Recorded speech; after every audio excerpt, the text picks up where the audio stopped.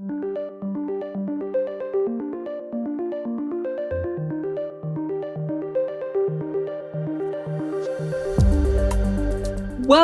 to tomorrow's Tech Today, bringing you the latest in technology, talent, and transformational change.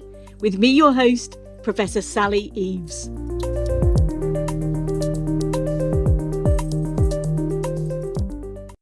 Hi everyone, and a very warm welcome to today's episode, all focused on the latest cybersecurity developments across visibility and threat detection. I think any one of us would be hard pressed not to have either experienced the impact of a breach or to know someone that has, or an organization that we work with or care about as well. It's important to every single one of us. So to help shine a light on the latest developments and how best to protect ourselves, one another, and come together as a sector too, I'm joined by Chad Skipper, who's Global Security Technologist at VMware. Welcome, Chad. Thank you very much, Sally. It's great to be here. Always love to talk about security. You know, it's always an evolving landscape. You never get any sleep behind it. Threat actors are changing their methods and operations on a daily basis. So it's great to be here. I love that. I love the passion and energy that's coming through as well. Absolutely. That's brilliant, Chad. Thank you. So perhaps to open things up, let's get to know a little bit more about you and share that with the audience. It'd be great to know, your journey to your role at VMware at the moment and what you care about, projects that have mattered along the way. A little introduction to set the scene. Yeah, so my journey began in security, almost 30 years ago, starting 30 years ago. So I started out in the United States Air Force, where I was part of the Air Intelligence Agency, the Air Force Information Warfare, in the mid-90s, where, we were doing offensive and defensive capabilities, right? And this is where, one of the first iterations of intrusion detection systems came to play, right? Right at the time Snort was around, and the beginning of the commercially available firewall. So, I remember installing a firewall on a Spark 5, if that takes you back. So, and my journey has gone from there to spending, almost a decade at Cisco, really understanding the network layer and firewall intrusion detection, those types of things. But I also spent time, at Dell and the office of the CTO and at Silence on the endpoint, really detecting and, understanding those endpoint protection platforms. And then, several startups along the way, big companies.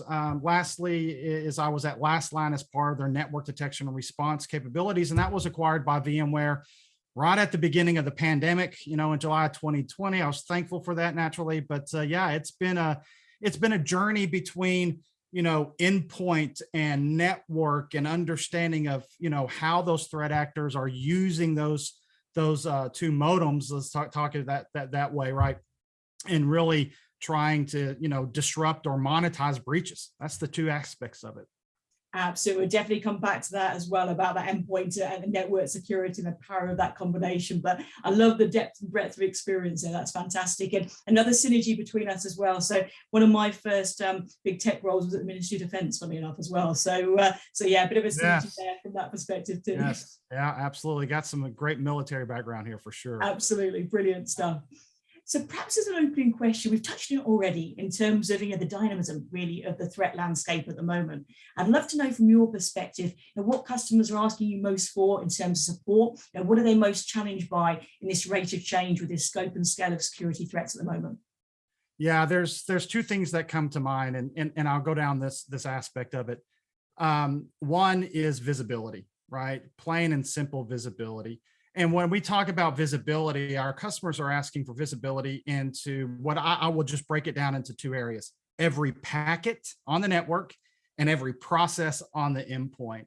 And having that visibility right there is the first thing that they're asking for. Is, I can no longer afford to hairpin or tap or span only a percentage of my traffic internally, because we know once the threat actor gets in, they're staying in upwards of 200 days. And that visibility inside of the organization is something that our customers are asking for. And we believe that we're delivering. That's number one, is that visibility, right? Once you get that visibility across that landscape, then number two is the efficacy, our ability to discern those threat actors that are communicating, living in the noise of your network, using common ports and protocols right? Hiding themselves inside it. So getting that visibility first, and then applying, our, let's just call it our, machine learning as an aspect, one thing, right? But applying our censoring technology on top of that data is very critical. So those are the two aspects that they're asking for us, right? Is visibility, and then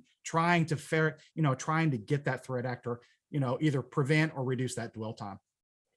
Yeah, I couldn't agree more strongly. I think, in conversations I've been having, two aspects have been coming to the fore in conversations. One in kind of how you combat the sophistication of the threat, but also the collaboration of bad actors as well, the kind of the rate and scale of that particular change, but also absolutely what you just said there about visibility and the fact that, some types of threats are deliberately invisible, aren't they, if you know what I mean? So on one side, we've had things like denial of service, ransomware, etc., which always aim to be disruptive, and they kind of shine a light on themselves, so to speak. But other attacks, nation states, for example, it's the very opposite. So absolutely identifying that is key.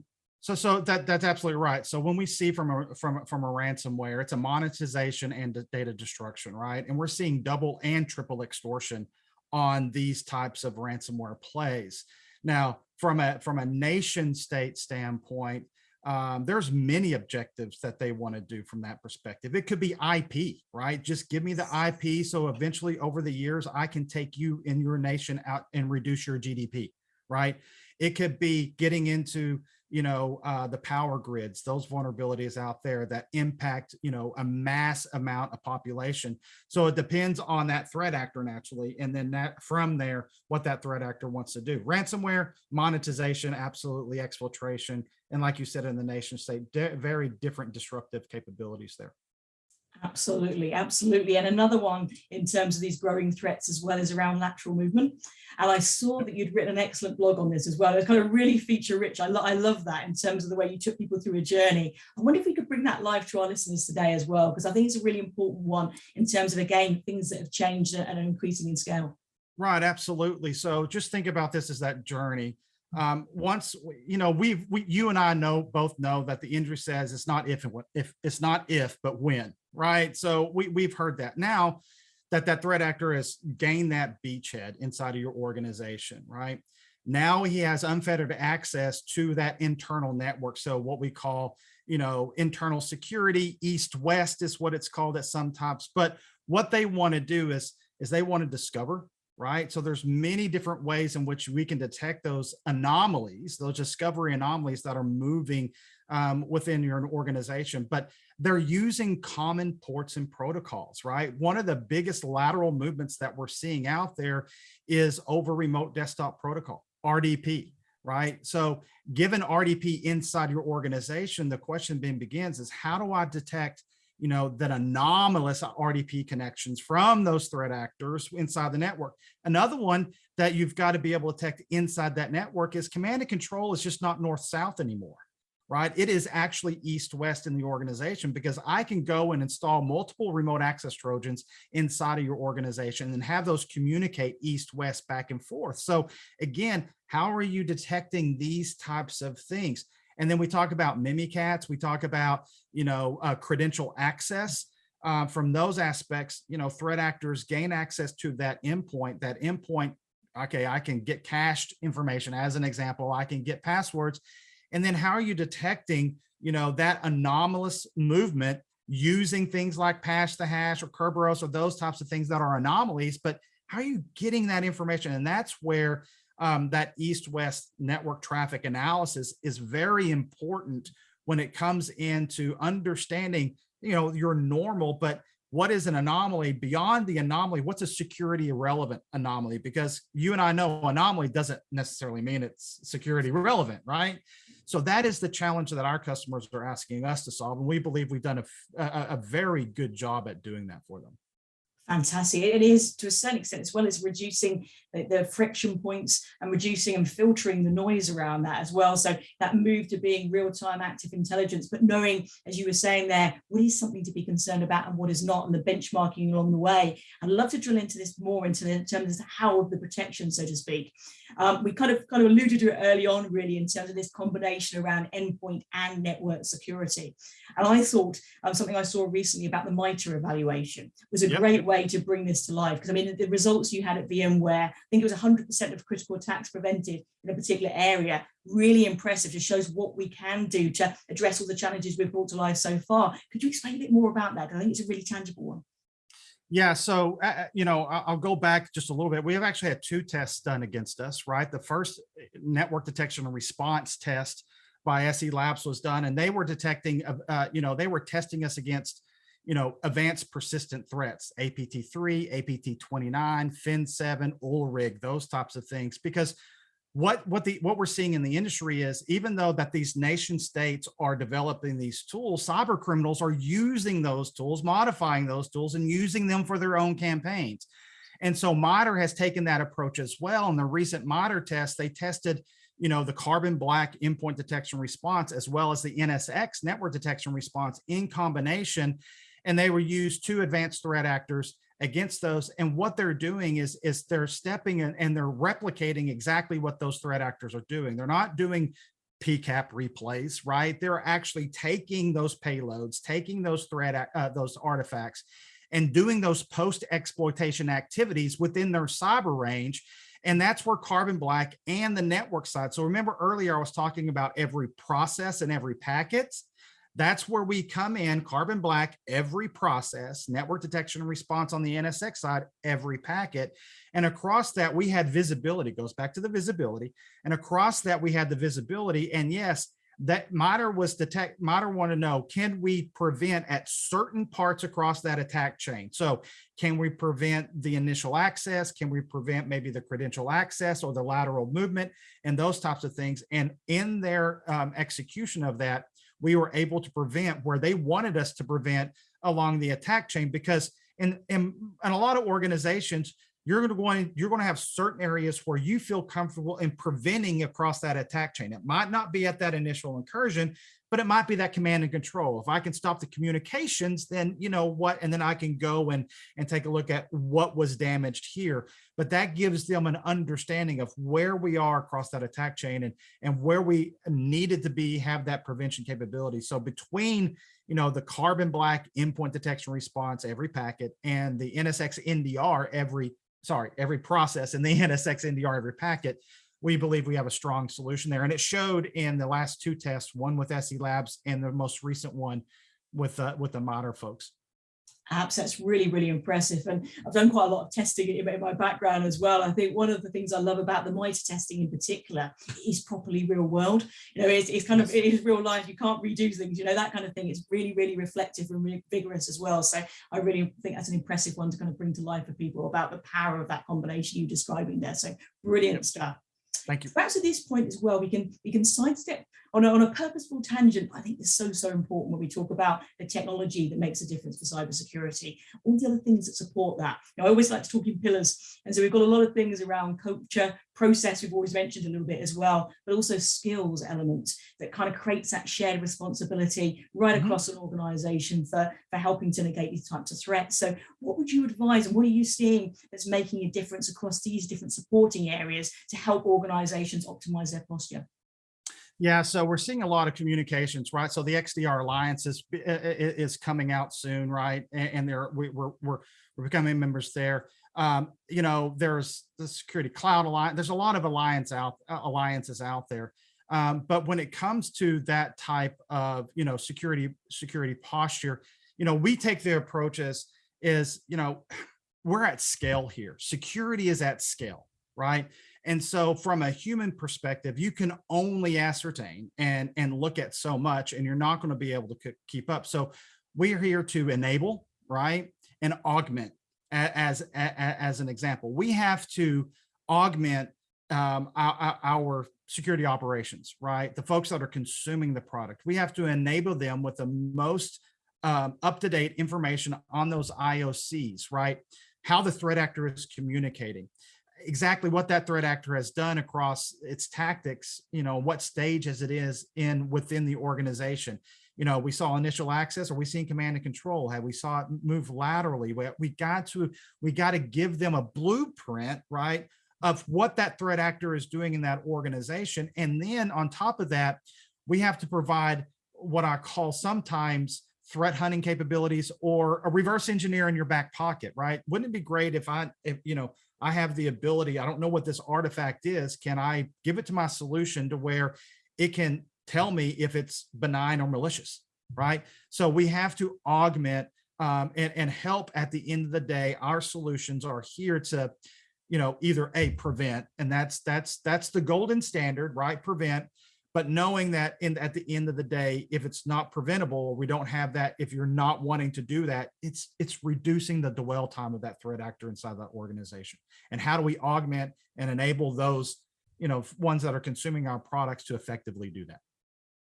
Fantastic. And I also asked my audience a little bit about some extra kind of questions that could come up in this conversation as well. One that's come through quite strongly is around, are you seeing differences in terms of type of threat and support available, SMB versus enterprise? Or is it a similar type of kind of threat, just the scale is different? I wonder if we could just drill into that a little bit, because again, around education in particular, I think there can sometimes be a misperception about the support that's available, well, to organizations of any size. So I like to frame it security at any size, and we'd love you to get that message across about what support is available to people.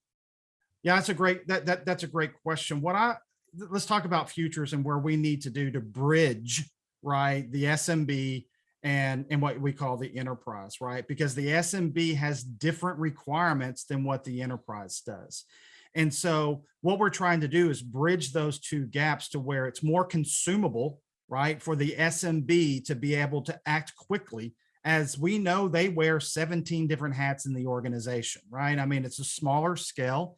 And we've got to be able, like I said earlier, augment them, right, with those skills that we can provide within the technology itself. At the same time, there are advancements that the enterprise needs relative to anything down to, I need the policy, the security policy to follow, right, my virtual instance wherever it goes inside the organization, right? So those are different types of requirements that we're seeing at the scale of threats that we're seeing targeting those organizations. Now, when it comes to the scale and threats that we're seeing in those aspects, I can tell you about the numbers that we're seeing, right? And relative to, top lateral movements, right?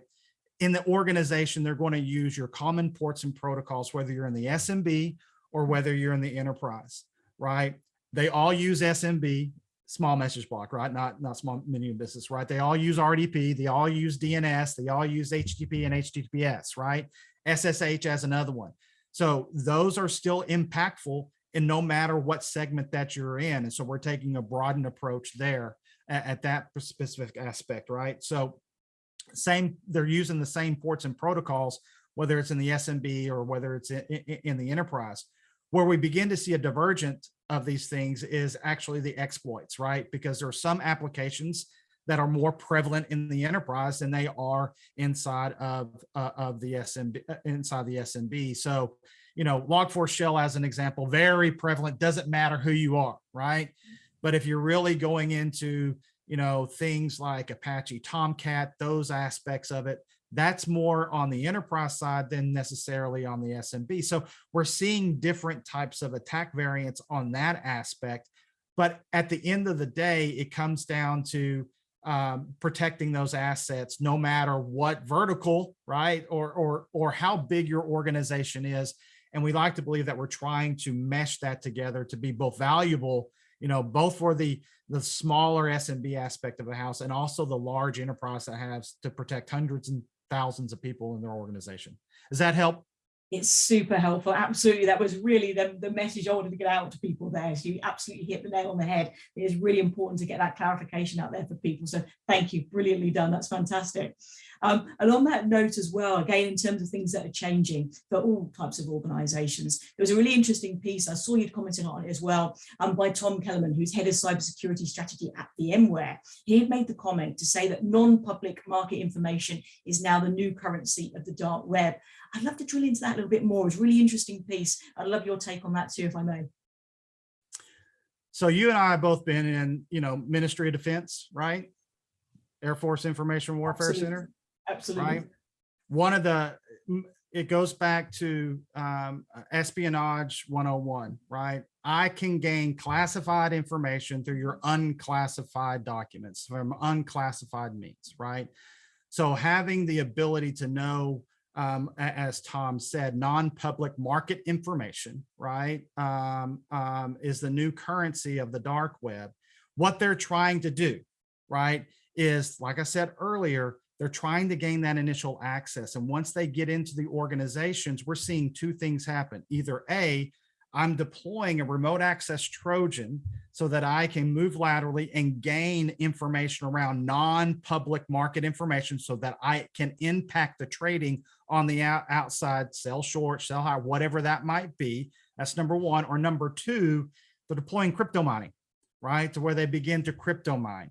So that's where Tom is coming from is, yes, non-public information. Once I get it, everything that we talked about today, once I get in, discover, move laterally, they're going after that non-public information to impact the stock market, right? And so that's exactly some of the aspects that we're seeing from the threat landscape. Super interesting. And as we start to bring things to a close now, perhaps a nice way to do that would be having two ways. Maybe if we can, for some people, knowing where to start with these things can be quite challenging. I always kind of say, audit where you are and benchmark from there. But perhaps we could share anything to take away for the audience, for places to look for more information, support, and where to start. But also, again, questions that are coming into me at the moment are where to look next. Where are you seeing the next kind of threat vector coming from? So anything around that particular content, I think would be really valuable to kind of bring our conversation to a close today. Yeah. So you asked where to start, right? Where do we start? And, there is a process and procedure for any organization on where to start. So I'll just, cyber hygiene is where you start to begin with, right? Hygiene, right? And part of that hygiene, I'll just talk a little bit is, something on your endpoint, right?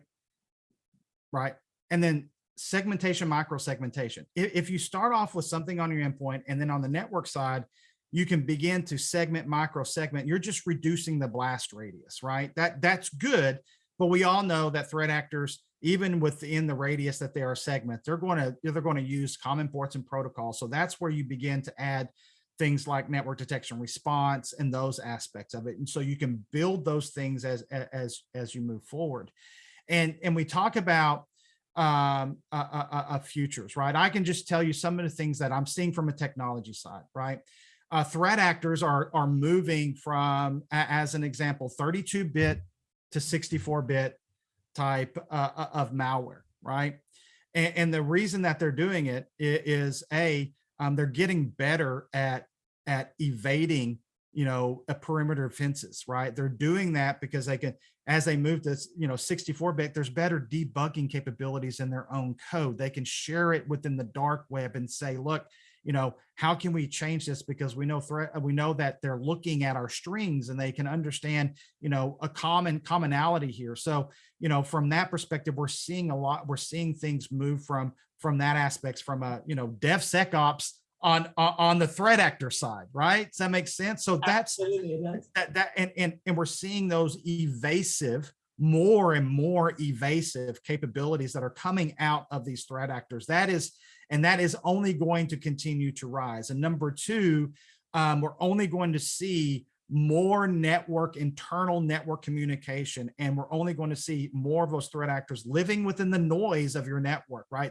And that is some of the aspects that we're, future looking. That's what we're seeing, and we're going to see more and more of that in the future. So it's very important to get, like we said, to help that close out, right? Every process and every packet, right? You can't see what you can't protect, right? If you can't see it, you can't protect it. So, and that's what I would close with. That's fantastic. Absolutely. Let's make the invisible visible. I couldn't agree more. That's right. Honestly, that's absolutely spot on. Thank you so much. Honestly, absolutely packed with information there. And what we'll do as well, we mentioned quite a few different reports there, some case examples, and kind of what might come next. So we'll make sure we share that in the show notes as well, so people can follow up on all those different examples. So Chad Skipper, honestly, thank you so much for joining me. It's been a great pleasure. Thanks for listening to this episode of Tomorrow's Tech Today. If you enjoy what we're doing, please subscribe to us and leave a review. It really means a lot. You can also follow us on Twitter and Instagram and see more behind the scenes video footage on YouTube. Thanks for listening.